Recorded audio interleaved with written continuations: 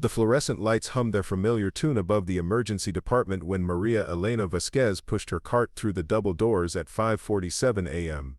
Most people never noticed the exact moment when night surrendered to morning in a hospital, but Maria did. She noticed the way the coffee in the nurse's station shifted from bitter desperation to cautious optimism. She noticed how the security guard's shoulders relaxed just slightly as the darkness outside began to fade. She noticed the subtle change in the air itself, the way it seemed to breathe differently when the building prepared for another day of saving lives. Before we jump back in, tell us where you're tuning in from, and if this story touches you, make sure you're subscribed because tomorrow I've saved something extra special for you. Maria's uniform was the same shade of blue that had been regulation at St. Catherine's Medical Center for the past 12 years. Her name tag read simply Maria Environmental Services, though most of the staff had stopped reading name tags long ago. To them, she was part of the infrastructure, as essential and invisible as the ventilation system or the emergency power generators humming in the basement. Her cartwheels squeaked slightly on the polished linoleum, a sound that had become as much a part of the hospital's morning symphony as the distant beeping of monitors and the soft chime of elevator bells. The emergency department never truly slept, but at this hour it maintained a quieter rhythm. Dr. Sarah Chen sat hunched over a computer terminal, her third cup of coffee growing cold beside a stack of charts that seemed to multiply when she wasn't looking. Her resident scrubs were wrinkled from a 14-hour shift and her hair had escaped its ponytail hours ago. She glanced up briefly as Maria passed, offering the kind of tired nod that came from muscle memory rather than conscious thought. Maria returned the acknowledgement with a slight smile that never quite reached her eyes, then continued her methodical progression through the department. Her cart contained the usual arsenal of cleaning supplies, fresh linens, and the industrial-strength disinfectant that could strip paint if used incorrectly. But tucked beneath the lower shelf, wrapped in a plain blue towel, was something that didn't belong in any janitorial manual, something she hoped she would never need to use again. The morning routine unfolded with practiced precision. Maria moved through each room like a choreographed dance, her movements efficient and nearly silent. She replaced the sharps containers in Trauma Bay 3, restocked the paper towels in the family consultation room, and mopped the corridor that connected the emergency department to the main hospital. Her presence was so consistent, so expected, that staff members would unconsciously step around her without breaking their conversations. Nurse Jennifer Walsh emerged from room 7, pulling off latex gloves with the practiced snap of someone who had performed the motion thousands of times. She was 34, married to a firefighter, and had 2 children whose drawings were taped to her locker in the break room. Her shift had started at midnight, and the fluorescent lighting made the exhaustion under her eyes appear deeper than it actually was. "Did you see the new security protocols?" Jennifer asked her colleague Marcus Thompson as he passed carrying a portable monitor. Marcus was built like the college linebacker he had once been, though 15 years of hospital food and desk work had softened his edges considerably. His security uniform was always pressed and his badge always polished, but his real authority came from the way he could diffuse a situation with nothing more than a calm voice and steady presence. "Which protocols?" Marcus asked, pausing near the nurse's station. His radio crackled softly on his belt, cycling through the routine check-ins from other security personnel stationed throughout the facility.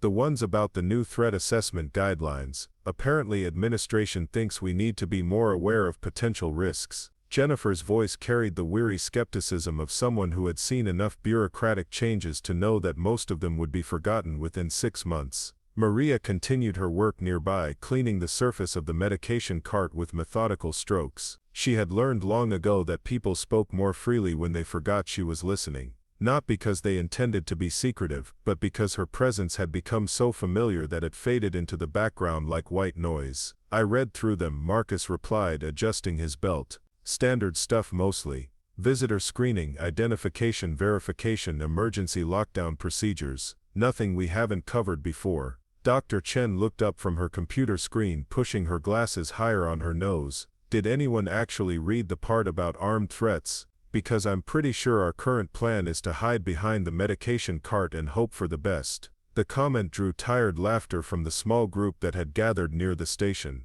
It was the kind of dark humor that healthcare workers use to cope with realities they preferred not to think about too deeply. None of them noticed that Maria had paused in her cleaning, her hand gripping the disinfectant cloth just slightly tighter than necessary. The conversation continued around her, touching on staffing schedules, patient loads, and the perpetual shortage of everything from bandages to bathroom tissue. Maria absorbed it all while maintaining her steady rhythm of cleaning and restocking. She had perfected the art of being present without being noticed, a skill that had served her well in more places than just this hospital. 20 minutes later, the group dispersed as the morning shift change approached. Dr. Chen gathered her charts and prepared to brief her replacement. Jennifer began organizing her patient reports. Marcus resumed his patrol route through the facility. Maria finished cleaning the last surface and began pushing her cart toward the next section of the hospital. The corridors of St. Catherine's were arranged in a logical grid that made navigation simple for staff and visitors alike. The emergency department occupied the northeast corner of the first floor, connected to the main lobby by a wide hallway lined with generic landscape paintings and motivational posters about hand hygiene. The elevator banks were centrally located, providing access to the 5 floors above, each dedicated to different specialties and patient populations. Maria's route took her past the pharmacy, where the early shift pharmacists were already reviewing medication orders behind reinforced glass windows. She nodded to Dr. Patricia Williams, the chief pharmacist who had just arrived carrying a travel mug that smelled like vanilla and caffeine. Dr. Williams was 62, had been at St. Catherine's for almost as long as Maria, and was one of the few staff members who consistently remembered to say good morning. "How's your daughter doing with her nursing program?" Dr. Williams asked as Maria passed the pharmacy window. "She's doing well, thank you for asking," Maria replied, her English carrying the faint accent that betrayed her childhood in El Salvador. "Final semester starts next month." "That's wonderful. You must be so proud." Maria smiled genuinely this time, the expression transforming her features in a way that few people ever witnessed. "Very proud. She'll be a good nurse." The conversation was brief but warm, a small reminder that beneath the institutional efficiency of the hospital, human connection still existed. Dr. Williams returned to her medication reviews and Maria continued her rounds, but the interaction had brightened something in her expression that hadn't been there moments before. The second floor housed the surgical suites and recovery rooms, territory that Maria knew as well as her own apartment. The OR schedules were posted on a whiteboard near the elevator, showing a full day of procedures ranging from routine appendectomies to complex cardiac surgeries. The surgical staff moved with a different energy than the emergency department workers, their urgency tempered by the careful precision that their work demanded. Dr. Michael Rodriguez, the chief of surgery, stood near the elevator reviewing a patient file. He was 58, had performed over 6,000 operations during his career and maintained the kind of focused intensity that made residents nervous and patients confident. His graying hair was already covered by a surgical cap and his movements had the economical efficiency of someone who measured time in heartbeats rather than minutes. "Good morning, Maria," he said without looking up from his file. "How's the coffee situation in the OR break room?" "Fresh pot should be ready in 10 minutes, Dr. Rodriguez," Maria replied, checking her watch. "I'll make sure the cream dispenser is working properly." "You're a lifesaver," he said, finally glancing up with a tired smile. "First surgery starts in 30 minutes and I need all the help I can get." This was another small ritual in the daily symphony of the hospital. Dr. Rodriguez had been drinking the same blend of coffee at the same time every morning for the past 8 years, and Maria had been ensuring it was available for just as long. These tiny consistencies provided anchors of normalcy in an environment where chaos was always one emergency away. The third floor belonged to the intensive care unit, where the atmosphere grew heavier with each step down the corridor. The ICU operated under different rules than the rest of the hospital, its rhythm dictated by ventilators and heart monitors rather than shift changes and meal schedules. The staff here spoke in lower voices and moved with the careful deliberation of people who understood that every action could have profound consequences. Maria's work in the ICU required additional care and attention. The rooms needed more frequent cleaning, the equipment more careful handling, and the families more gentle consideration. She had learned to recognize the signs of long vigils and extended grief, to move quietly around sleeping relatives who had chosen uncomfortable chairs over the uncertainty of going home. Nurse Rebecca Foster was adjusting an IV drip when Maria entered room 312. Rebecca was 41, had been working in intensive care for nearly 2 decades and possessed the kind of intuitive understanding of critical patients that couldn't be taught in nursing school. Her movements around the complex array of monitoring equipment were fluid and confident, each adjustment precise and purposeful. "How's Mrs. Patterson doing?" Maria asked quietly, emptying the wastebasket near the door. "Stable," Rebecca replied, checking the numbers on the heart monitor. "Her daughter's been here all night. I finally convinced her to go get some real food instead of surviving on vending machine snacks." Maria nodded, understanding the delicate balance between providing support and maintaining professional boundaries. She had witnessed hundreds of these bedside vigils over the years, had seen families navigate the terrible geography of hope and despair that defined the ICU experience. The fourth floor was dedicated to general medical patients, those whose conditions required hospitalization but not the intensive monitoring of the ICU. The atmosphere here was lighter, filled with the sounds of physical therapy sessions and the voices of patients whose recovery was measured in days rather than heartbeats. Maria's work here involved more interaction with mobile patients, more conversations about family members and plans for discharge. Room 423 housed Mr. Ernest Goldman, an 87-year-old retired teacher who was recovering from pneumonia. He had been at St. Catherine's for 6 days and had developed the habit of timing his daily walks to coincide with Maria's rounds. His questions about her work were genuine, his interest in her daughter's nursing education sincere, and his gratitude for the small comforts she provided was expressed with the dignity of someone who had spent his life teaching others to appreciate overlooked details. "You know, Maria," Mr. Goldman said as she refreshed his water pitcher, "I've been in this hospital for almost a week and you're one of the few people who treats this place like it actually matters. Most folks just pass through, but you take care of it like it's your home." Maria paused in her work, touched by the observation. "It is like home," she replied simply. "I spend more time here than anywhere else. It should be cared for properly." Mr. Goldman nodded thoughtfully. "My wife used to say that you can tell everything you need to know about a person by how they treat the spaces they're responsible for. She would have liked you." The conversation was interrupted by the arrival of Dr. Lisa Park, Mr. Goldman's attending physician, who began her morning examination. Maria quietly finished her tasks and moved on, but the exchange had added another layer to the complex relationship she had developed with the institution that employed her. The fifth floor was the pediatric ward, where Maria's demeanor shifted subtly to accommodate the different needs of young patients and worried parents. The rooms here were decorated with cartoon characters and bright colors, an attempt to mask the clinical realities of childhood illness with visual cheerfulness. The staff moved with a different energy as well, their interactions colored by the particular challenges of treating patients who couldn't always articulate their pain or understand their circumstances. Maria had developed a reputation among the pediatric nurses for her ability to clean around sleeping children without waking them, to restock supplies without disturbing the careful arrangements of toys and comfort items that helped young patients cope with their hospital stay. She had learned to read the mood of each room, to understand when parents needed silence and when they needed the distraction of conversation. Preparing and narrating this story took us a lot of time, so if you are enjoying it, subscribe to our channel. It means a lot to us. Now back to the story. Room 518 housed 7-year-old Timothy Chen, no relation to Dr. Chen from the emergency department, who was recovering from surgery to repair a broken arm suffered during a playground accident. His mother, Susan Chen, had been maintaining a bedside vigil since the surgery 3 days ago, and her exhaustion was becoming apparent to everyone except herself. "Has anyone been able to convince you to go home and get some real sleep?" Maria asked gently as she cleaned the windowsill near Timothy's bed. Susan looked up from the magazine she had been pretending to read. "I can't leave him. What if he wakes up and I'm not here? What if something happens?" Maria finished cleaning the window and turned to face Susan directly.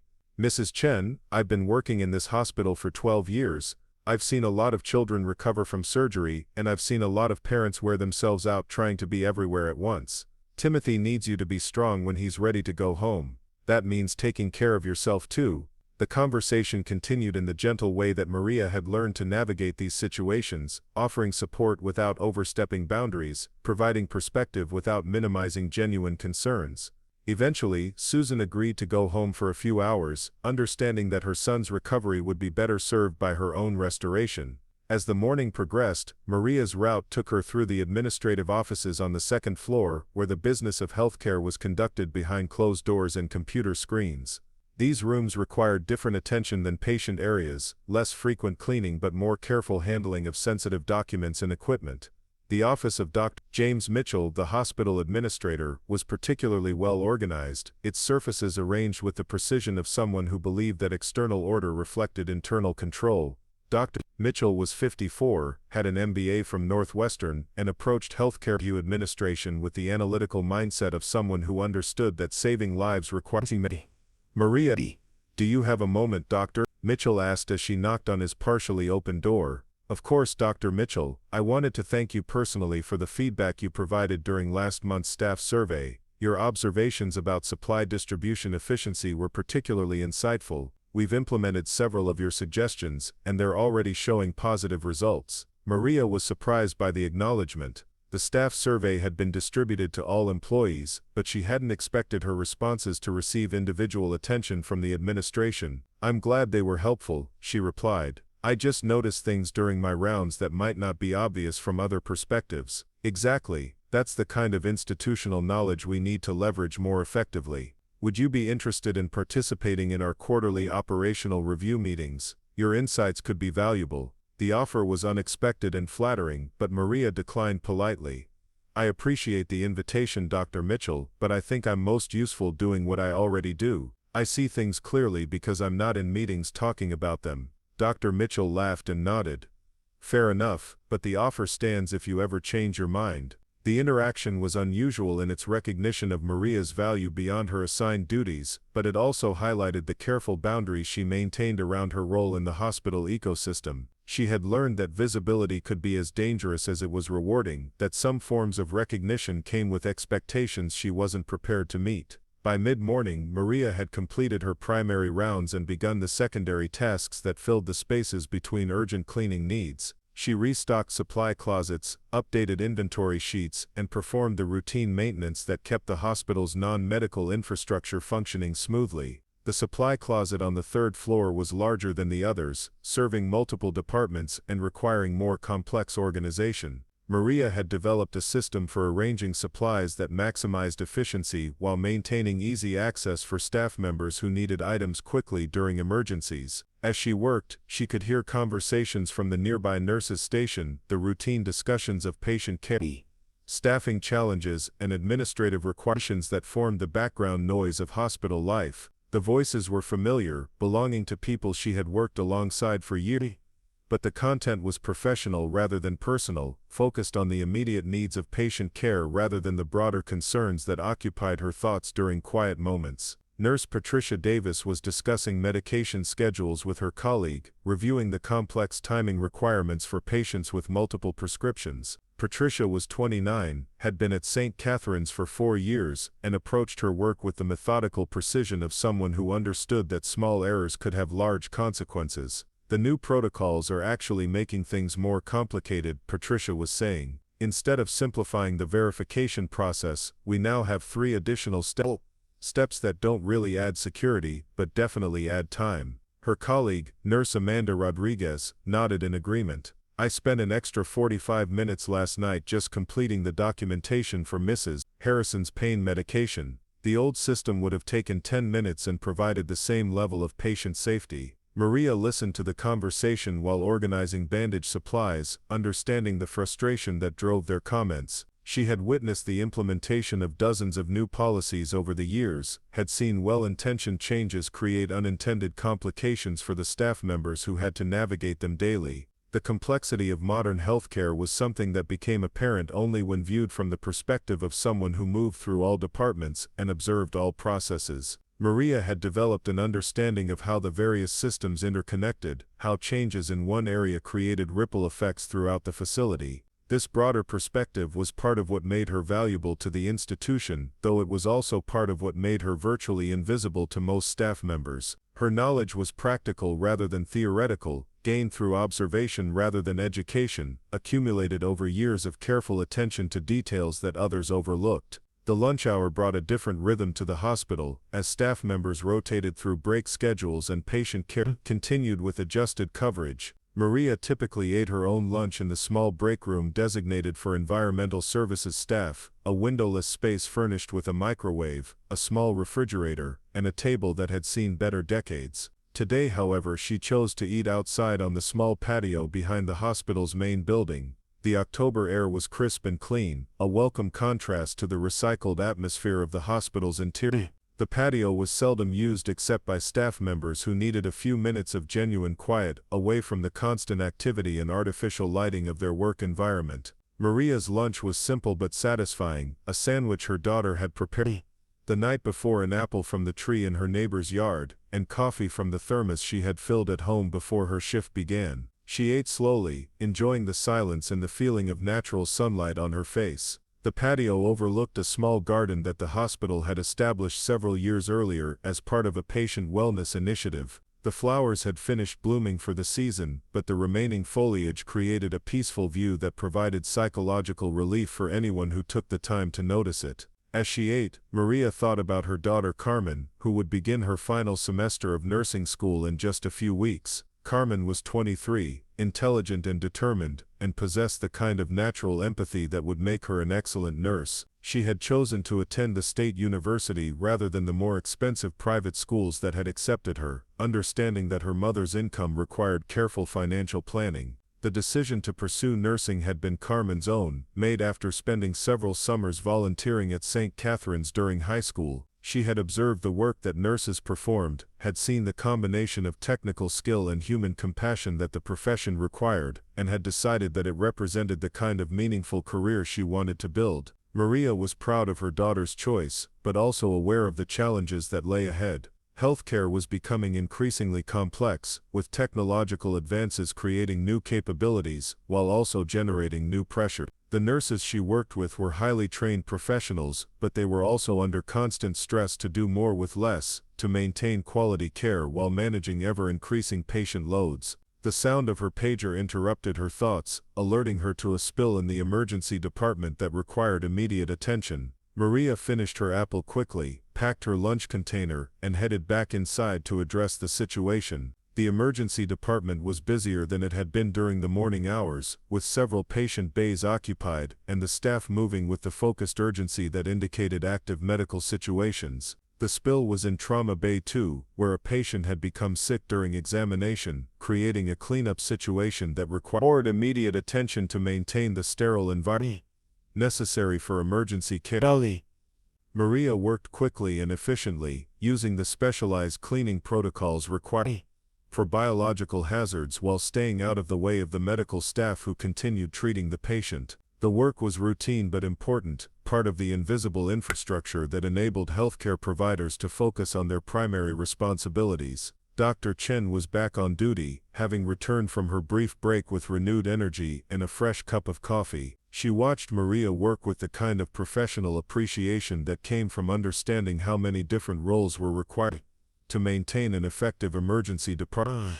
"Thank you, Maria," Dr. Chen said as the cleanup was completed. "I don't know how we'd manage without you." The comment was sincere but brief, spoken in the context of ongoing patient care that demanded immediate attention. Maria accepted the gratitude with a slight nod and began preparing her equipment for the next task on her afternoon schedule. The afternoon hours brought their own rhythm to the hospital, with patient discharges creating room turnovers that required thorough cleaning and preparation for incoming patients. Maria's work during these hours was more intensive, involving complete room sanitization and the careful attention to detail that ensured each space met the strict hygiene standards required for patient safety. Room 237 had housed Mr. William Foster, a 68-year-old retired mechanic who had been treated for a minor heart episode and was being discharged to continue his recovery at home. The room required complete cleaning and restocking before it could be assigned to the next patient, a process that Maria had performed thousands of times but still approached with careful attention to protocol. As she worked, Maria thought about the invisible nature of her contribution to patient care. The doctors and nurses received recognition for their life-saving work, and rightfully so, but the healing process also depended on clean rooms, sterile equipment, and safe environments that patients and families could trust. The work was physically demanding, and often thankless, but it was also essential to the mission of the hospital. Maria had learned to find satisfaction in the knowledge that her efforts contributed to positive outcomes for people during some of the most vulnerable moments of their lives. The late afternoon brought the beginning of shift changes, as day staff prepared to brief their evening counterparts and patient care. Maria's work during these transitions involved ensuring that all departments were properly supplied and clean for the incoming staff. Most apparent for me.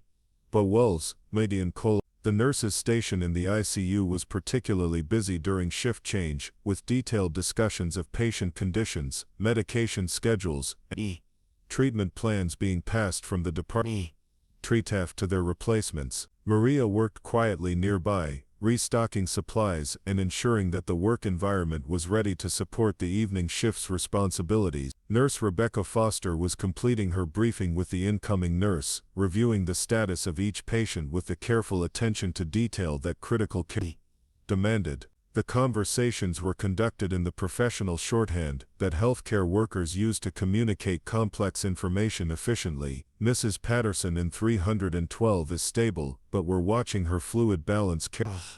Her daughter will probably be back around city. Mr. Thompson in 315 had some respiratory issues this afternoon, but he's responding well to the new medication protocol. Maria listened to the briefing while organizing medical supplies, understanding the coded language that described the delicate balance between hope and uncertainty that defined intensive care medicine. She had heard thousands of these conversations over the years, had developed an appreciation for the skill and dedication required to manage critically ill patients effectively. As the day shift departed and the evening staff settled into their routines, Maria began her final rounds of the day. These evening tasks involved securing departments, ensuring that all equipment was properly maintained, and preparing the hospital for the different rhythm of nighttime operations. The pediatric ward was quieter in the evening, with young patients settling into sleep, and parents adjusting to the particular challenges of spending the night in a hospital environment. Maria's work here required extra sensitivity to noise levels and lighting, understanding that rest was an important component of healing for children. Room 518, where Timothy Chen was recovering from his arm surgery, was now occupied by both Timothy and his father, David Chen, who had arrived to relieve his wife for the evening shift of their bedside vigil. Timothy was awake and watching a cartoon on the small television mounted to the wall, his injured arm resting comfortably in a sling that made him look smaller than his 7 years.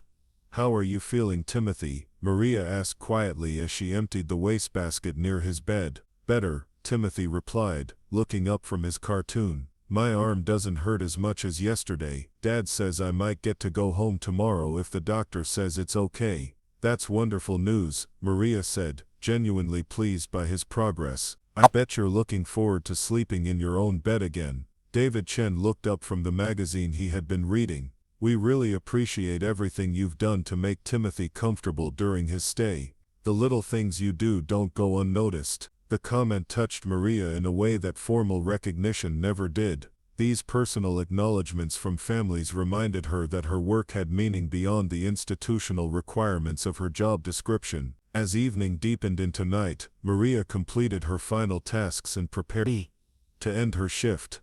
The hospital would continue operating around the clock, with night staff maintaining the careful vigilance that patient care required during the hours when the rest of the world slept. Her replacement, Robert Martinez, arrived promptly at 11 p.m., bringing the quiet energy that suited nighttime hospital work. Robert was 55, had been working night shifts for 8 years, and understood the different rhythms and responsibilities that characterized healthcare after dark. "How was your day?" Robert asked as they reviewed the status of various departments and any special attention that might be required during the overnight hours. "Routine," Maria replied, providing the brief summary that would help Robert prepare for his shift. "ICU is full but stable. Emergency department had a busy afternoon, but things have settled down. The surgery schedule tomorrow is heavy, so OR supplies will need attention first thing in the morning." The handoff conversation was brief but comprehensive, covering the essential information that would help Robert maintain continuity of care through the night hours. Maria gathered her personal belongings from her locker, said goodnight to the evening staff members she encountered, and prepared to leave the hospital for another day. As she walked through the main lobby toward the exit, Maria reflected on the day that was ending and the work that would continue in her absence. St. Catherine's Medical Center was more than just her workplace, it was a community where she had found purpose and meaning in service to others. The automatic doors opened as she approached, releasing her into the cool October night. Her car was parked in the employee lot behind the hospital, a sensible sedan that had served her well for the past 6 years. As she drove home through the quiet streets of her neighborhood, Maria thought about her daughter Carmen, who would soon begin her own career in healthcare. Carmen would enter the profession with formal education and clinical training that Maria had never received, but she would also benefit from the practical wisdom that her mother had gained through years of careful observation and dedicated service. The combination of technical knowledge and human insight would serve her well in the challenging and rewarding work of nursing. Maria's apartment was small but comfortable, located in a neighborhood where many hospital employees lived because of its proximity to St. Catherine's and its affordable rent. She had lived there for 8 years, since Carmen had started high school, and they had needed a place closer to better schools. The evening routine at home was simple and restoring. Maria prepared a light dinner while listening to the Spanish-language radio station that connected her to the broader community of immigrants who had made similar journeys to hers. She called Carmen to check on her studies and discuss plans for the upcoming semester. She reviewed her household budget and paid bills that had arrived in the day's mail. As she prepared for bed, Maria thought about the hospital that would continue operating through the night, providing care to people who needed help during their most vulnerable moments.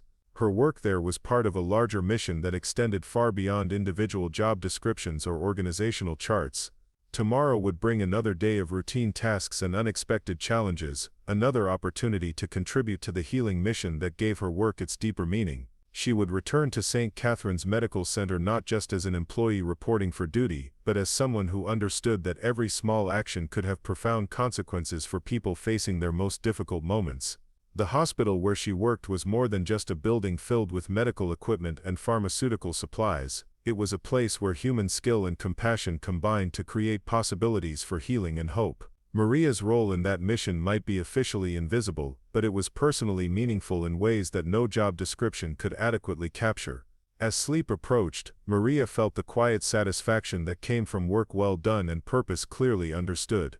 Tomorrow would bring new challenges and opportunities, but it would also bring the familiar rhythm of service that had become the foundation of her adult life.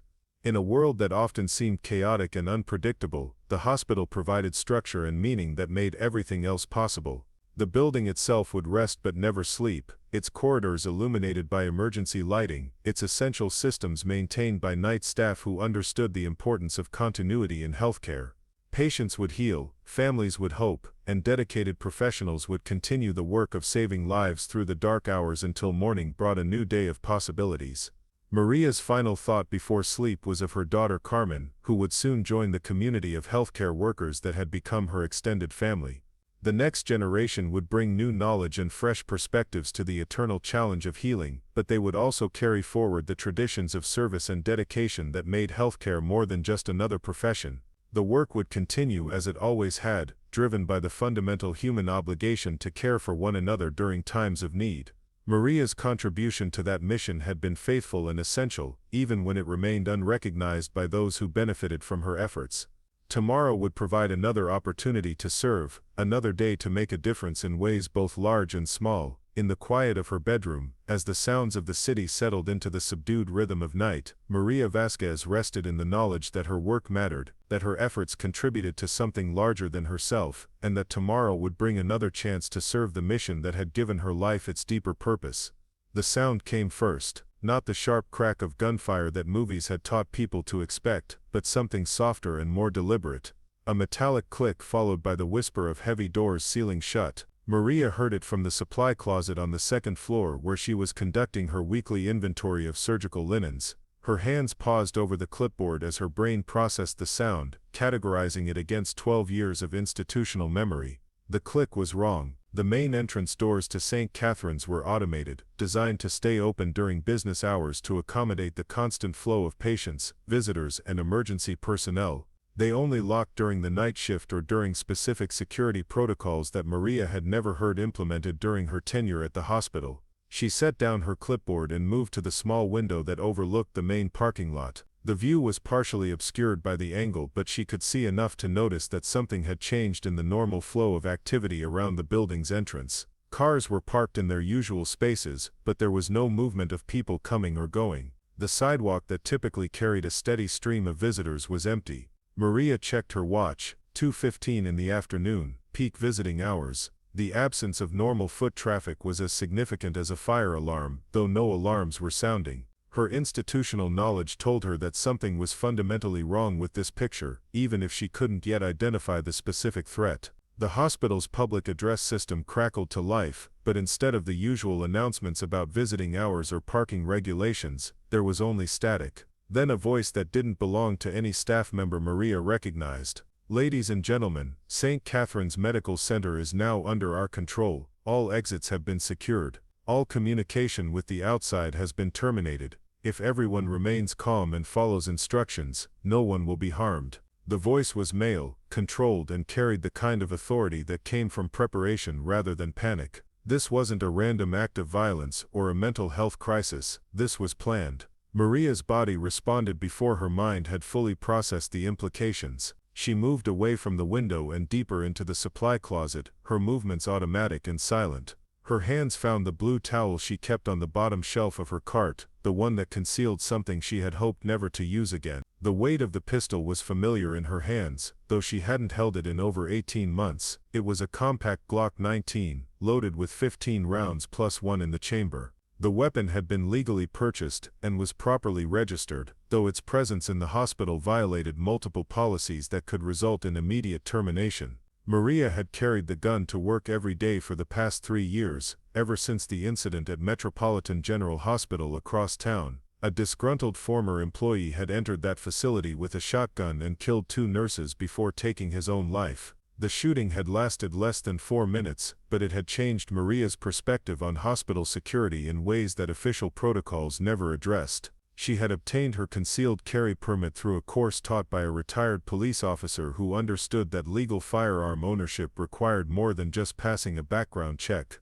Maria had spent weekends at the shooting range, had practiced until her muscle memory was reliable, and had studied the legal and ethical implications of armed self-defense with the same methodical attention she brought to her work. The gun had remained concealed and unused for 3 years, a form of insurance that she had convinced herself would never be necessary. St. Catherine's was a safe workplace in a decent neighborhood, protected by security guards and surveillance systems that seemed adequate for normal threats. But the voice on the public address system had announced something beyond normal threats, and Maria's training kicked in with automatic precision. She checked the weapon's safety, confirmed that a round was chambered, and tucked it into the waistband of her uniform pants where her loose-fitting shirt would conceal its outline. The hallways of the second floor were beginning to show signs of the crisis that was unfolding throughout the building. Staff members moved with confused urgency, their normal routines interrupted by circumstances they didn't understand. Maria could hear fragments of conversation as people tried to make sense of the situation.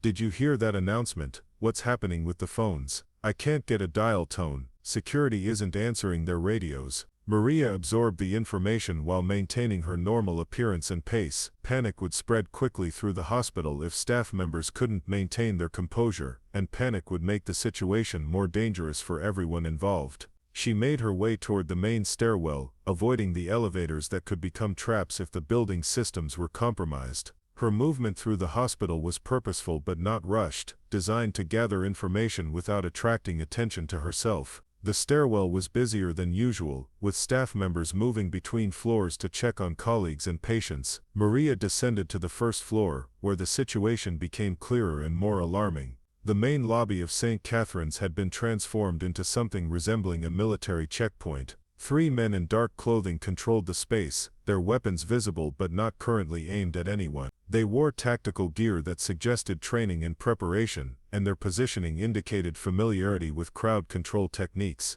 The man who appeared to be their leader was speaking calmly to Dr. Mitchell, the hospital administrator, who had been summoned from his office to serve as the primary liaison. Dr. Mitchell's usual composure was intact, but Maria could see the tension in his posture as he listened to demands that were being made outside her hearing range. Hospital staff and visitors had been gathered in the main seating area of the lobby, where they sat in confused clusters while armed guards maintained watch over them. The scene was surreal in its orderliness. No one was screaming or struggling.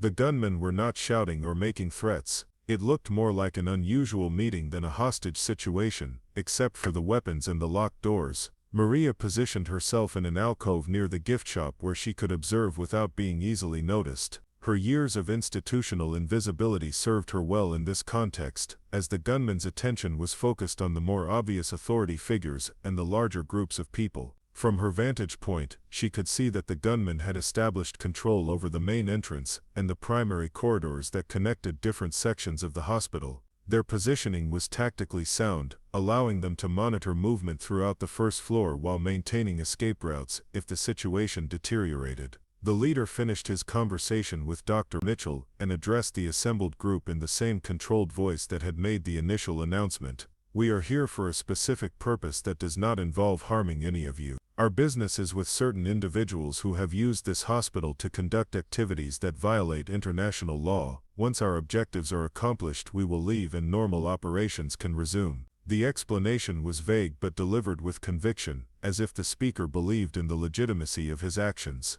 Maria recognized the rhetoric of people who had convinced themselves that their criminal behavior served a higher purpose, a psychological framework that made them more dangerous because it eliminated moral constraints. Dr. Mitchell responded with the kind of diplomatic language that hospital administrators use to diffuse difficult situations. "I need to understand exactly what you're looking for so we can resolve this situation quickly and safely. Patient care is our primary concern, and any disruption to medical services puts lives at risk." The leader nodded as if he understood and appreciated Dr. Mitchell's position.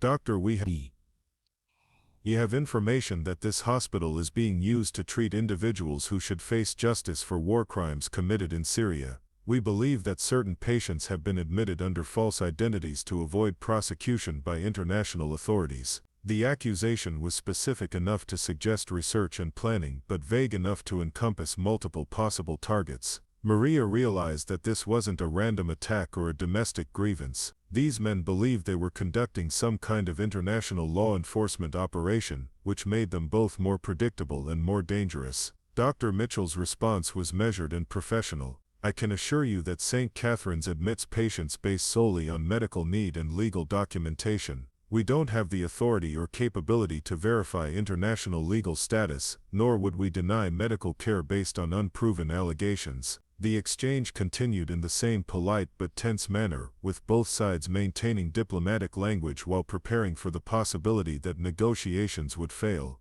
Maria used the conversation to assess the gunman's capabilities and intentions. The leader appeared to be in his 40s with the bearing of someone with military or law enforcement training. His weapon handling was confident and disciplined. His two associates were younger but equally professional in their movements and positioning. All three wore earpieces that suggested communication with outside support, though Maria couldn't determine whether their backup was inside or outside the building. The most concerning aspect of their behavior was their apparent belief in the righteousness of their mission. True believers were harder to negotiate with because they viewed compromise as moral failure rather than practical solution finding. Maria began moving through the hospital using service corridors and back hallways that most staff members rarely used. Her knowledge of the building's layout was comprehensive, accumulated through years of accessing every room and storage area for cleaning and maintenance purposes. The second floor was in controlled chaos, with medical staff trying to maintain patient care while dealing with the crisis that was unfolding below. Maria could hear fragments of conversation as she passed nurses' stations and patient rooms. "Surgery's been postponed until this situation is resolved. ICU is maintaining normal operations, but we can't transfer any patients. Has anyone been able to reach the police?" The answer to the last question was clearly no, based on the continued confusion and lack of outside intervention. The gunman had apparently succeeded in isolating the hospital from external communication, which suggested sophisticated planning and technical capability. Maria made her way to the ICU, where she found the staff dealing with a particularly complex challenge. Critical care patients couldn't be moved or abandoned, but their families were trapped in the lobby with everyone else. The nurses were maintaining medical care while worrying about the safety of people they couldn't protect. Nurse Rebecca Foster was adjusting medication for Mrs. Patterson when Maria entered room 312. Rebecca's hands were steady and her voice was calm, but her eyes showed the strain of trying to maintain normal care under abnormal circumstances. "How bad is it downstairs?" Rebecca asked quietly, trusting Maria's ability to move through the hospital without attracting unwanted attention. 3 men with guns controlling the main lobby. They claim they're looking for war criminals who are supposed to be patients here. Dr. Mitchell is trying to negotiate with them. Rebecca absorbed the information while continuing her patient care. Do you think they're serious about not hurting anyone? Maria considered the question carefully. They're organized and they believe in what they're doing. That makes them dangerous, but it also means they're not likely to hurt people unless they think it serves their purpose. The assessment was honest but not reassuring. Rebecca nodded and continued her work, understanding that patient care had to continue regardless of the crisis that surrounded them. Maria left the ICU and continued her reconnaissance of the hospital's current situation. The emergency department was particularly problematic because it had its own entrance that was normally kept open for ambulances and walk-in patients. If the gunman hadn't secured that access point, it represented both an opportunity and a vulnerability. The emergency department's status became clear as Maria approached its main corridor. 2 additional gunmen had been positioned to control the ambulance entrance and the adjacent parking area. These men were dressed similarly to the ones in the main lobby and appeared to be equally well-trained and disciplined. Dr. Sarah Chen was speaking with one of the guards, apparently trying to negotiate continued emergency services for patients who might need immediate medical attention. The conversation was tense but civil, with both sides recognizing that certain medical situations couldn't wait for political resolutions. We have patients en route by ambulance, Dr. Chen explained. I need to know how you want to handle incoming emergency cases. The guard's response indicated that the group had anticipated this issue. Emergency cases will be evaluated at the perimeter. Life-threatening situations will be admitted under escort. Non-emergency cases will be redirected to other facilities. The arrangement suggested that the gunmen were trying to minimize their exposure to law enforcement while avoiding the negative publicity that would come from allowing people to die from lack of medical care. It was a calculated approach that reinforced Maria's assessment that these were not impulsive actors. Maria continued her survey of the building, using her knowledge of maintenance areas and service passages to avoid detection while gathering information about the extent of the gunmen's control. The 3rd-floor surgical suites had been secured but not occupied, with normal operations suspended until the crisis was resolved. The 4th-floor medical units were functioning under modified protocols, with patient care continuing but all non-essential movement restricted. Families who had been visiting patients were trapped in rooms, creating additional stress for both patients and relatives who couldn't understand why they weren't allowed to leave. The 5th-floor pediatric ward presented the most emotionally charged situation in the building. Children were particularly vulnerable to the psychological effects of the crisis, and their parents were struggling to maintain calm while dealing with their own fear and confusion. Maria found Timothy Chen's room occupied by both Timothy and his father David, who had been visiting when the lockdown began. Timothy was asking questions that his father couldn't answer honestly without increasing the child's anxiety. "Why can't we go home, Dad? Is something wrong with the hospital?" David Chen was doing his best to maintain normalcy while dealing with his own concern about their situation.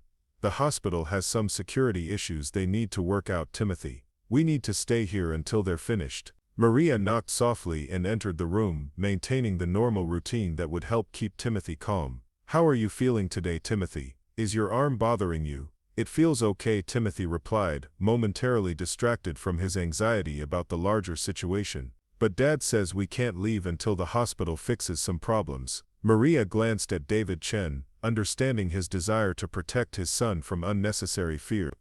Sometimes hospitals have to deal with complicated situations, but there are lots of people working to solve them quickly. The response was honest without being alarming, designed to acknowledge Timothy's awareness that something was wrong while reassuring him that adults were handling the problem. As Maria continued her rounds, she began to develop a clearer picture of the gunmen's capabilities and limitations. They had successfully secured the major access points and established communication control, but they were operating with a relatively small force that was stretched across a large facility. The hospital's size and complexity worked against them in some ways, as they couldn't monitor every corridor and service area simultaneously. Maria's freedom of movement demonstrated that their control, while effective for crowd management, wasn't comprehensive enough to prevent determined action by someone who understood the building's layout. More importantly, their focus on the main floors meant that they had limited awareness of the hospital's critical infrastructure systems. The building's power, water, and communication systems were controlled from mechanical areas that the gunmen apparently hadn't considered worth securing. Maria made her way to the basement level, where the hospital's essential systems were housed in areas that most staff members never visited.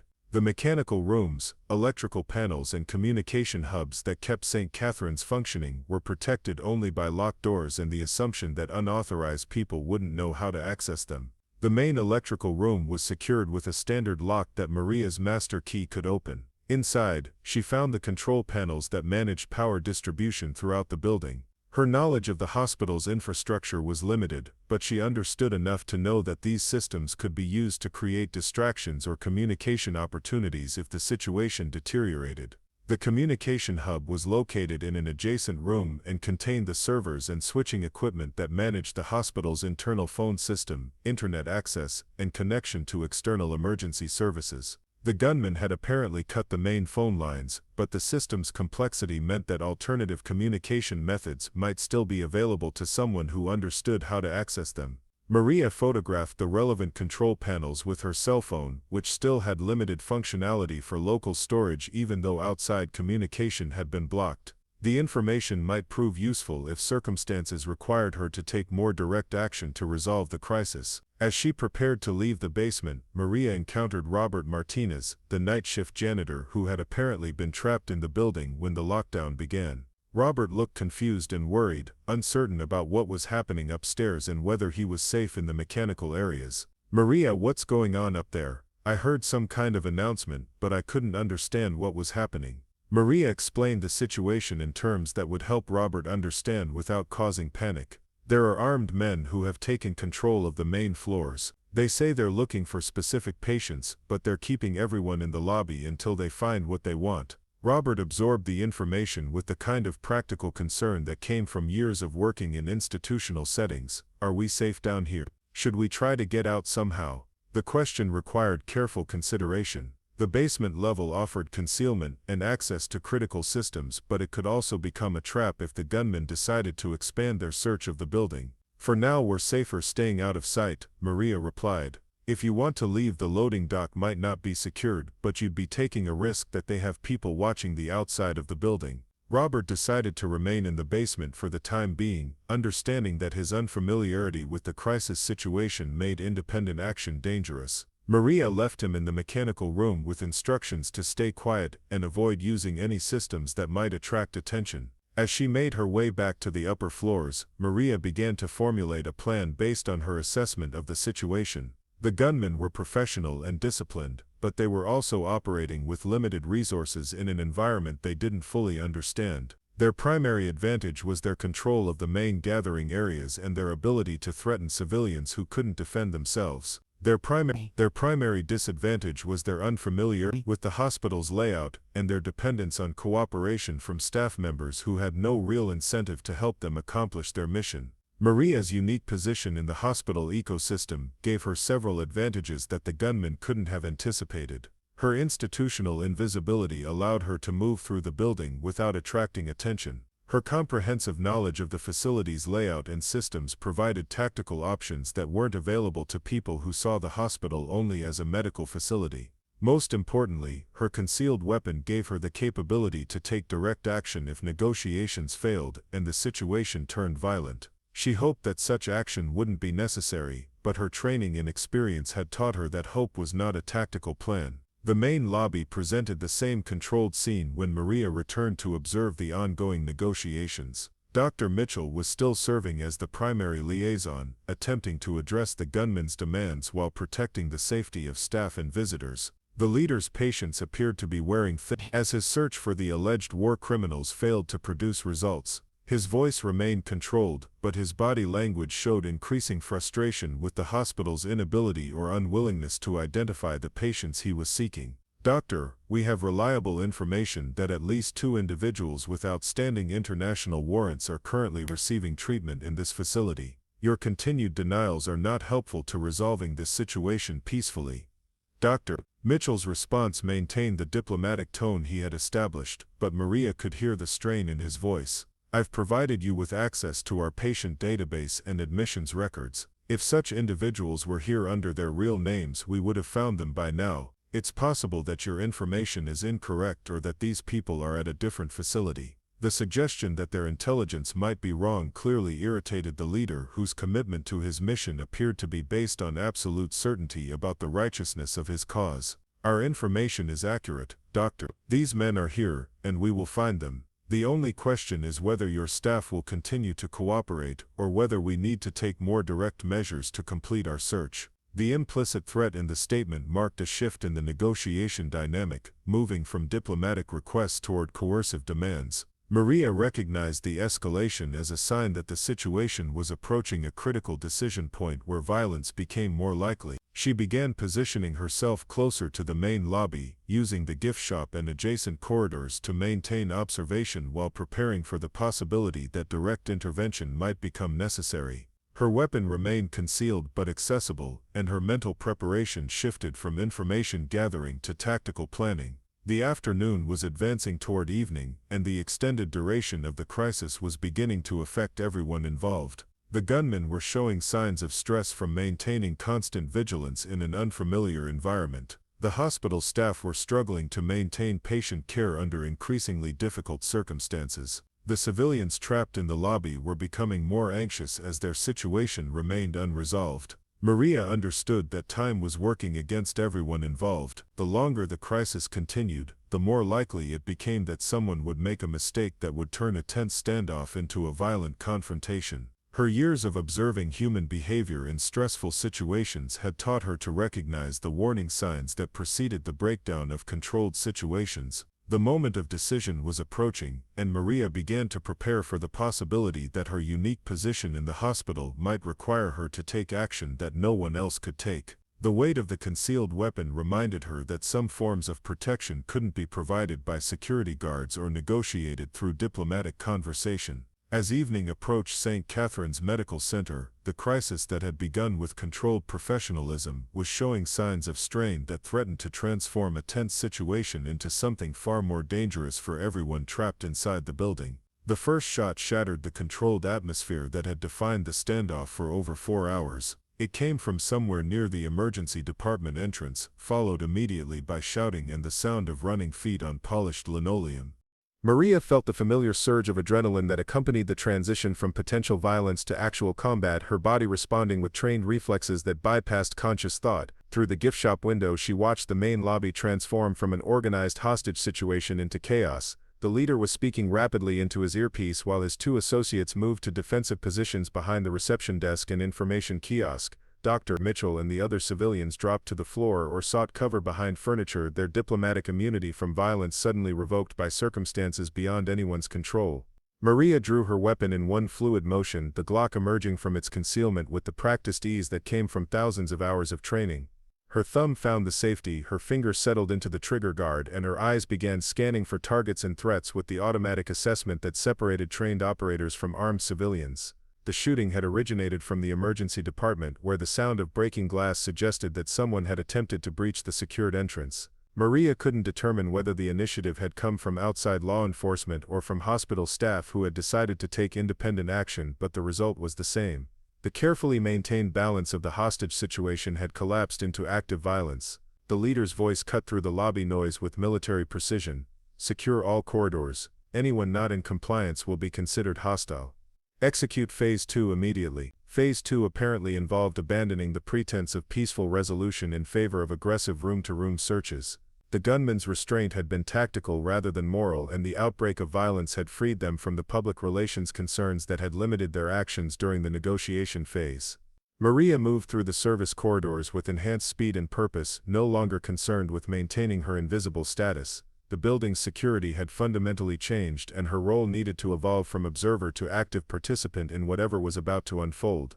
The emergency department was in complete chaos when she arrived at the observation point she had established earlier. One of the guards was down, his weapon scattered across the floor near the ambulance entrance. Dr. Chen was pressed against the wall behind the nurse's station, blood on her scrubs that could have belonged to anyone. 2 police officers had breached the emergency entrance and were exchanging gunfire with the remaining guard, who had taken cover behind an overturned gurney. The tactical situation was deteriorating rapidly.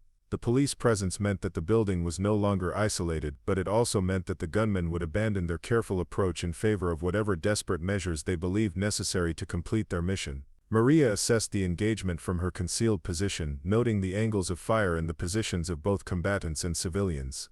The surviving guard was well trained and disciplined, but he was outnumbered and caught in a crossfire that would eventually prove fatal. The police officers were following standard protocols for active shooter situations, but their unfamiliarity with the hospital layout was limiting their tactical options. Dr. Chen was trapped in the middle of the firefight, unable to move without exposing herself to bullets from either side. Her position behind the nurses' station provided temporary cover, but the flimsy construction of hospital furniture wouldn't stop rifle rounds if the engagement intensified.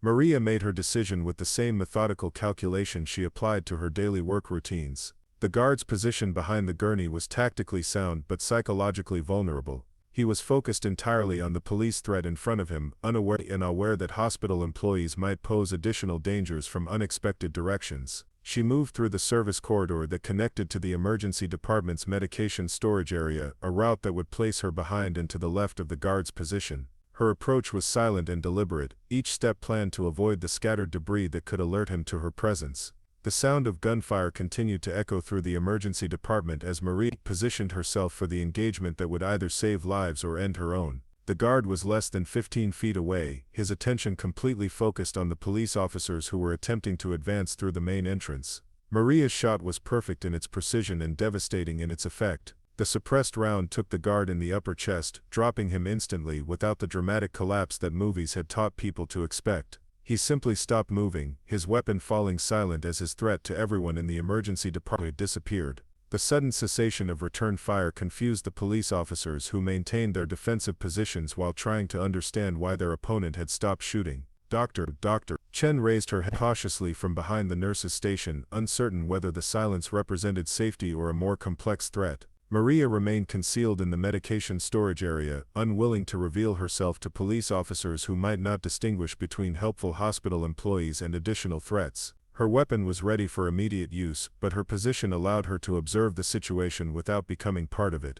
One of the police officers advanced carefully through the emergency entrance, his rifle trained on the area where the guard had been positioned. His partner maintained overwatch from the doorway, scanning for additional threats that might emerge from the hospital's interior corridors. Medical personnel, identify yourselves and move to the exit, the advancing officer called out. His voice carried the controlled authority of someone trained to manage chaotic situations, but Maria could hear the underlying tension that came from operating in an unfamiliar environment with unknown threats. Doctor. Chen emerged from behind the nurse's station with her hands raised, moving slowly toward the police officers while calling out her identification and medical credentials. Her relief at surviving the firefight was evident, but her professional training kept her focused on the larger crisis that continued throughout the hospital. There are multiple gunmen in the building, she reported as she reached the officers. They've been holding hostages in the main lobby and searching for specific patients. This man was one of 5 that I've seen, but there may be more. The information was delivered with clinical precision, providing the tactical intelligence that the officers needed to understand the scope of the threat they were facing.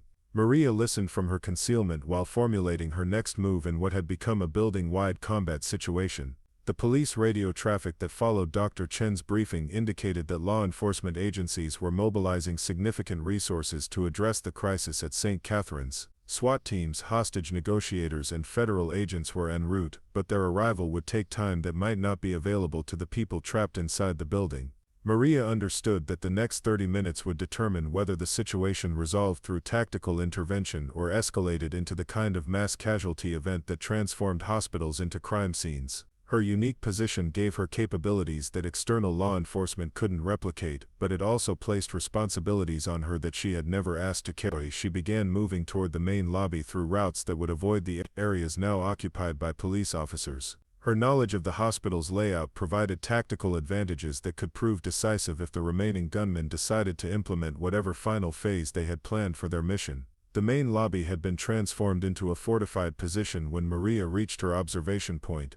The 2 remaining gunmen had repositioned the hostages into a tight group near the information desk, using their bodies as human shields while maintaining fields of fire toward all possible approach routes. Dr. Mitchell was still serving as the primary communication link, but his role had shifted from negotiation to damage control. The outbreak of violence had eliminated any pretense that this was a law enforcement operation rather than an armed assault on a medical facility. "We know that police are in the building," the leader announced to his captive audience. "Our mission parameters have changed accordingly. We will complete our search of the facility and locate our targets, but we will no longer limit ourselves to non-violent methods." The threat was delivered with the same controlled professionalism that had characterized his earlier statements, but the content represented a fundamental escalation that placed everyone in the building at immediate risk. Maria realized that the gunmen had moved beyond their original plan into contingency measures that probably included killing witnesses and fighting their way out of the building. The hostages in the lobby represented both a tactical problem and a moral imperative. Their presence limited the options available to law enforcement while providing the gunmen with human shields that complicated any assault on their position. But their vulnerability also meant that time was running out for resolving the situation through anything other than direct action. Maria began moving through the hospital's upper floors, using her comprehensive knowledge of the building to position herself for actions that external law enforcement couldn't coordinate or execute. The gunmen's unfamiliarity with the facility's layout was becoming a more significant disadvantage as the situation evolved from controlled hostage-taking to active combat. The second-floor surgical suites provided elevated observation points that overlooked the main lobby through interior windows designed to allow administrative oversight of public. Maria used these vantage points to assess the tactical situation while remaining invisible to the gunmen below. From her elevated position, she could see that the leader was becoming increasingly agitated as his search for the alleged war criminals continued to produce no results. His radio communications with external support had apparently been disrupted, either by police jamming equipment or by the loss of personnel who had been positioned outside the building. The psychological pressure of operating in an increasingly hostile environment was beginning to affect both gunmen in ways that made them more dangerous and less predictable. Their professional discipline was eroding under the stress of failed objectives and mounting law enforcement pressure. Maria understood that the optimal moment for intervention was approaching rapidly. The gunmen were focused on external threats and internal frustrations, making them vulnerable to attacks from directions they couldn't anticipate. But the window of opportunity would close quickly once they realized that their position was becoming untenable. She made her way to the stairwell that provided direct access to the main lobby, positioning herself for an approach that would place her behind the gunmen's defensive perimeter. The route required crossing several open areas where she could be observed, but the chaos of the ongoing crisis provided cover for movements that would normally attract immediate attention. The main lobby presented a complex tactical challenge when Maria reached the ground floor. The two gunmen had positioned themselves to cover the primary approach routes while using the hostages as human shields. Their weapons were trained on the entrances that police would most likely use for an assault, but their positioning also created blind spots that a knowledgeable operator could exploit. Maria's approach took her through the hospital gift shop and into the adjacent corridor that connected to the lobby through a service entrance normally used by vendors and delivery personnel. The route placed her behind and to the right of the gunmen's position outside their primary field of observation. The distance to her targets was approximately 25 feet, well within the effective range of her handgun, but requiring precision shooting in a crowded environment where missed shots could kill innocent people. Maria had trained extensively for such scenarios, but the difference between range practice and real-world application was measured in consequences that couldn't be undone. She settled into a shooting position behind the partial cover provided by a decorative pillar, her weapon trained on the gunman closest to her position.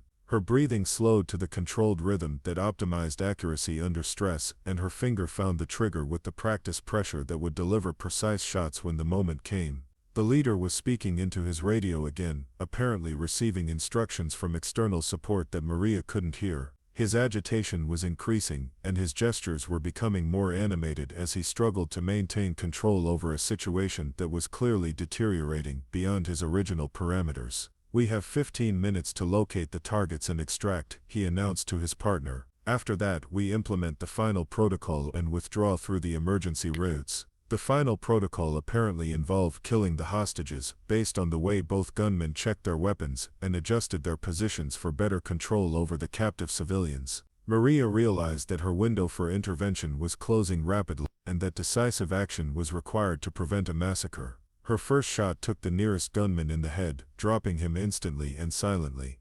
The suppressed round made no sound that could alert his partner, who remained focused on the hostages and the potential police approach routes.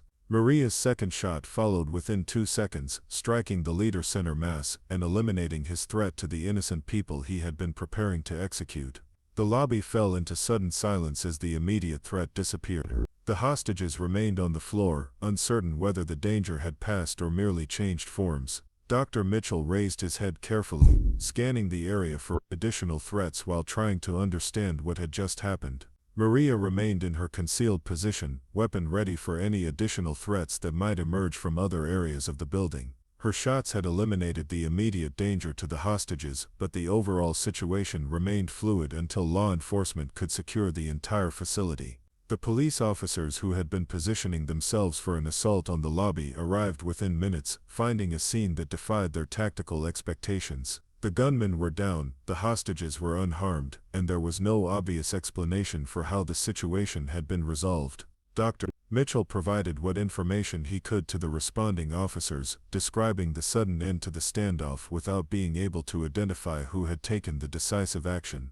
The lobby showed evidence of precise shooting, but the positions of the bodies suggested that the shots had come from an unexpected direction. Maria used the confusion that followed the hostages' liberation to blend back into the normal population of hospital employees. Her weapon was concealed and secured, her hands were clean, and her presence in the area could be explained by her normal work duties. The emergency department was secured within the next hour, as SWAT teams swept through the building to ensure that no additional threats remained. The comprehensive search revealed evidence of sophisticated planning and preparation, but also confirmed that the immediate danger to staff and patients had been eliminated. Chen resumed her emergency department duties as soon as the area was cleared, treating minor injuries from the hostages and coordinating with trauma teams that were standing by to handle more serious casualties. Her professional focus helped restore normal operations while investigators began the complex process of understanding what had occurred.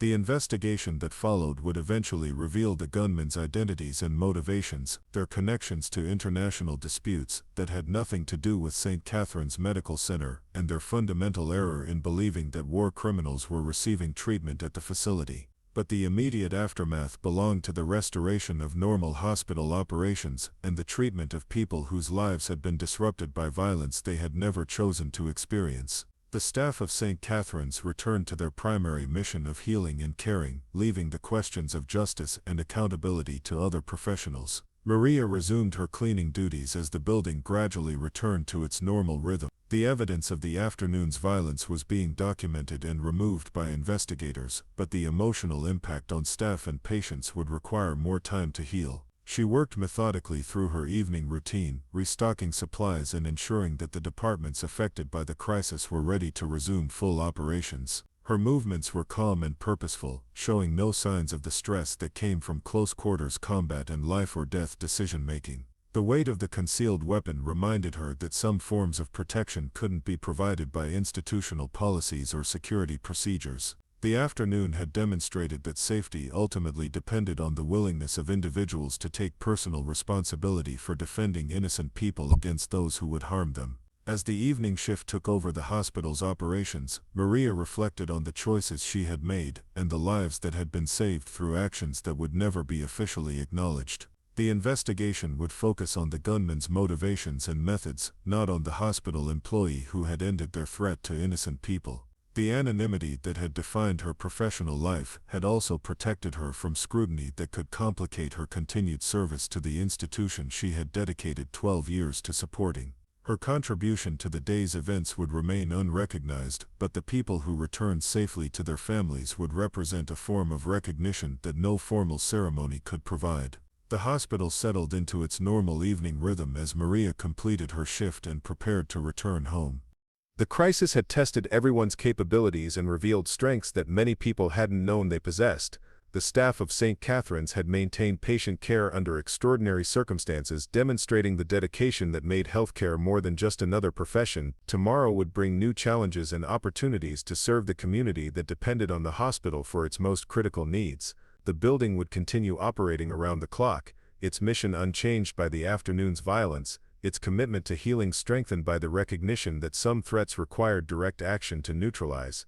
Maria's role in that mission would continue to be officially invisible but personally meaningful, defined by service rather than recognition, measured by lives protected rather than credit received. The weight of the concealed weapon would remind her daily that the safety of innocent people sometimes depended on the willingness of ordinary citizens to take extraordinary action when circumstances demanded it. The morning after brought an unusual quietness to St. Catherine's Medical Center, the kind of stillness that followed storms and left everyone wondering if the calm was genuine or merely temporary. Maria arrived for her shift at the regular time, her uniform pressed and her cart organized with the same methodical care that had defined her routine for 12 years. The main lobby showed no visible signs of the previous day's violence. The overnight cleaning crew had worked through the night to remove any traces of blood, and maintenance staff had replaced damaged furniture and repaired the bullet holes in the walls. To a casual observer, the space looked exactly as it had before armed men had transformed it into a battleground, but the people moved differently.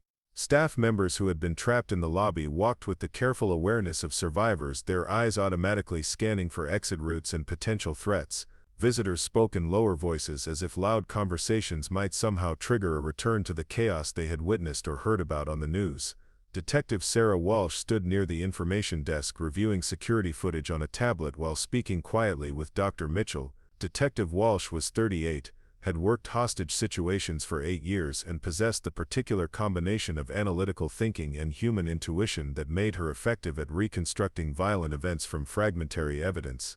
Maria pushed her cart past the detective without attracting attention, her institutional invisibility functioning exactly as it had before the crisis. Detective Walsh glanced in her direction briefly, the way investigators automatically catalog everyone in their environment, then returned her attention to the tablet screen. "The ballistics report confirms what we suspected," Detective Walsh was saying to Dr. Mitchell. 2 different weapons were used to eliminate the subjects in the lobby.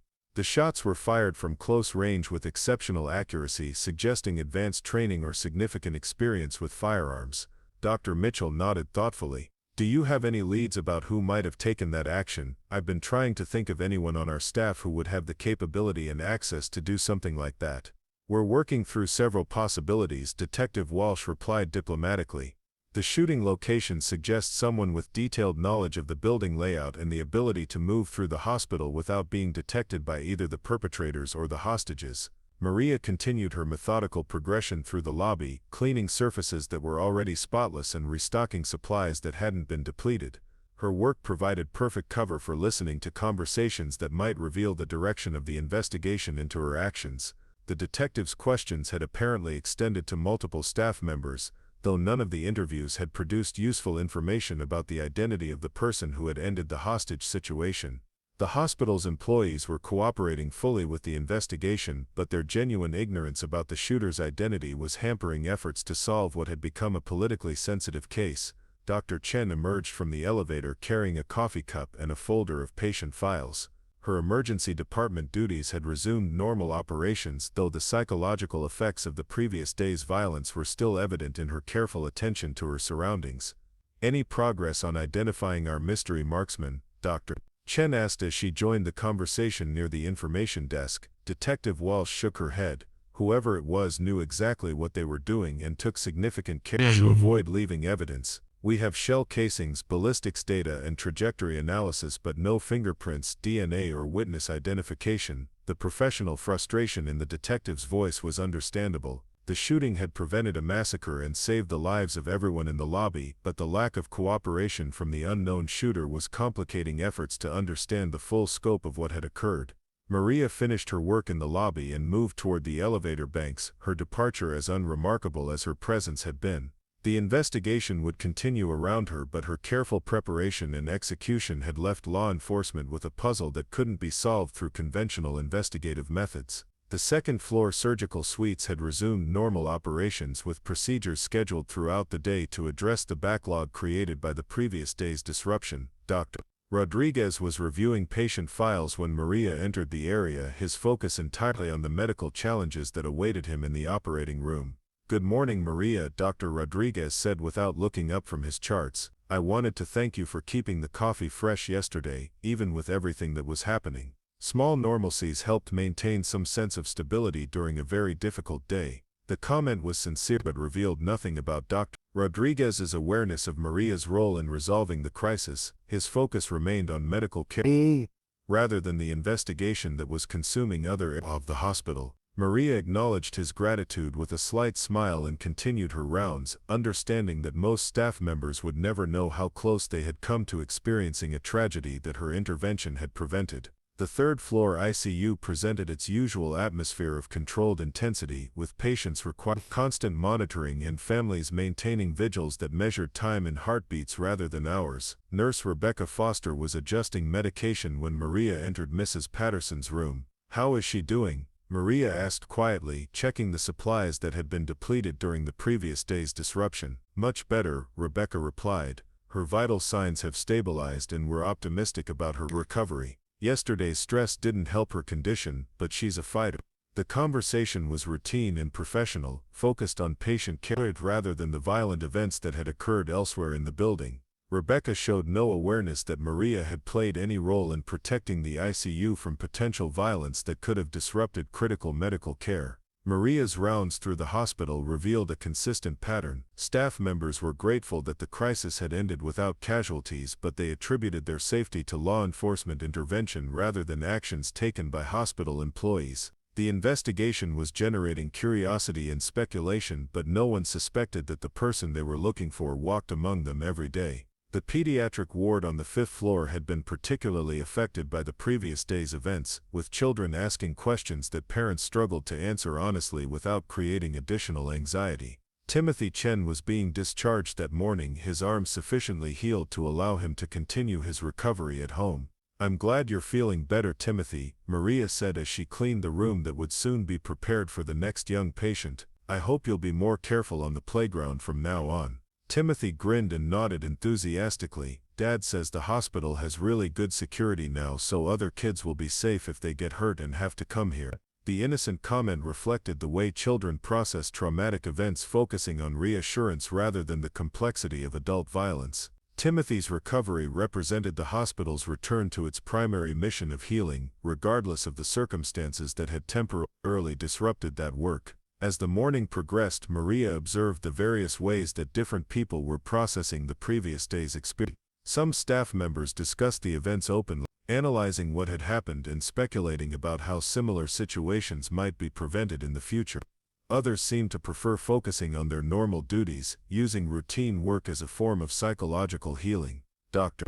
Mitchell spent much of the morning in meetings with hospital administrators, security consultants, and law enforcement officials. The crisis had revealed vulnerabilities in the facility's security systems that needed to be addressed through policy changes and infrastructure improvements. The conversations Maria overheard suggested that the hospital would implement enhanced screening procedures, upgrade communication systems, and provide additional training for staff members on emergency response protocols. The changes were sensible and overdue, though they wouldn't have prevented the specific type of threat that had materialized the previous day. Detective Walsh continued her investigation throughout the morning, interviewing staff members and reviewing security footage that might provide clues about the identity of the unknown shooter.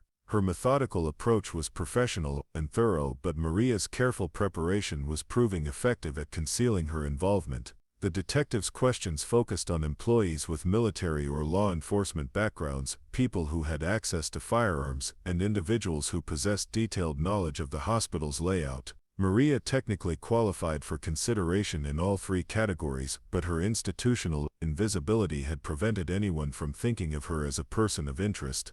By midday, Detective Walsh was expressing frustration with the lack of progress in identifying the shooter. Her conversation with Dr. Mitchell revealed the political pressures she was facing from supervisors who wanted the case resolved quickly. "The mayor's office is calling this a success story," Detective Walsh explained, "but they want to know who deserves credit for preventing what could have been a mass casualty event. The public expects answers about how a hospital employee was able to neutralize multiple armed assailants without law enforcement assistance." Dr. Mitchell nodded sympathetically. "I understand the pressure you're under, Detective, but I honestly can't identify anyone on our staff who fits the profile you've described. We have some veterans and former police officers among our employees, but none of them were in positions where they could have taken the actions that occurred yesterday. The conversation reflected the fundamental challenge facing the investigation. The person responsible for ending the crisis had operated so far outside normal expectations that traditional investigative methods couldn't identify them.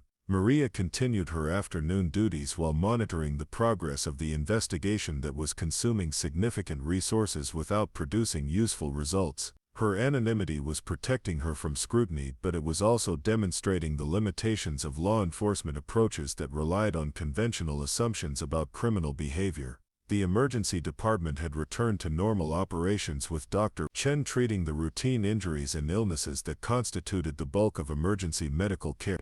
The trauma bay where violence had erupted the previous day was now occupied by a construction worker who had suffered a minor accident at a job site across town. The contrast between ordinary medical emergencies and the life-threatening crisis that had been resolved through deadly force highlighted the complexity of hospital operations. The same space that had witnessed tactical shooting now served its intended purpose of providing emergency medical care to people whose injuries resulted from accidents rather than violence. As the afternoon progressed, Maria began to understand that the investigation would likely remain unsolved. Detective Walsh was a competent professional, but she was searching for someone who didn't fit conventional profiles and had taken extraordinary care to avoid detection. The hospital's security cameras had captured images of Maria moving through the building during the crisis, but her presence could be explained by her normal work duties. Her access to restricted areas was authorized, her movements through service corridors were routine, and her interactions with staff members were consistent with her established role. More importantly, no one suspected that the quiet woman who cleaned their workplace every day possessed the training and capability necessary to engage armed assailants in close-quarters combat. The disconnect between perception and reality was protecting her more effectively than any deliberate deception could have achieved. By evening, the investigation had reached an impasse that would likely become permanent. Detective Walsh was preparing to file a report that acknowledged the successful resolution of the hostage situation while admitting that the identity of the person responsible would remain unknown. The conclusion was frustrating for law enforcement but satisfying for Maria, who had accomplished her objective of protecting innocent people without creating complications that could affect her continued service to the hospital. Her intervention had been decisive and effective, but it would remain unrecognized by anyone except herself. As her shift ended, Maria reflected on the events that had tested her capabilities and confirmed her commitment to protecting the institution where she had found purpose and meaning. The hospital would implement new security measures, but the most effective protection would continue to come from people who understood that safety ultimately depended on individual willingness to take personal responsibility for defending others. The concealed weapon that had proven decisive during the crisis would remain part of her daily equipment, a reminder that some threats required direct action rather than institutional responses. Her training and preparation had been validated by circumstances she had hoped never to face, but which had demonstrated the importance of being ready for challenges that couldn't be anticipated or prevented through normal security measures. Carmen called that evening to check on her mother's well-being after hearing news reports about the incident at St. Catherine's. Their conversation was warm and reassuring, focused on family concerns rather than the details of violence that had been resolved through lethal force. "I'm proud of you for staying calm during such a scary situation, Mom," Carmen said. The news said that hospital employees were really brave and professional throughout the whole crisis. Maria smiled at her daughter's pride, understanding that Carmen would never know the specific nature of her mother's contribution to the day's events. The anonymity that protected Maria from investigation also ensured that her family would never worry about the risks she was prepared to take to protect innocent people. The conversation reminded Maria that her actions had been motivated by the same protective instincts that drove her daily work at the hospital. She cleaned rooms and restocked supplies because patients deserved safe, clean environments during their recovery. She had eliminated armed threats because those same patients deserved protection from violence that could have ended their lives. The next morning brought a return to normal operations that confirmed the hospital's resilience and the dedication of its staff. Maria arrived for her shift with the same punctuality and preparation that had characterized her work for 12 years, ready to resume the routine that gave structure and meaning to her professional life.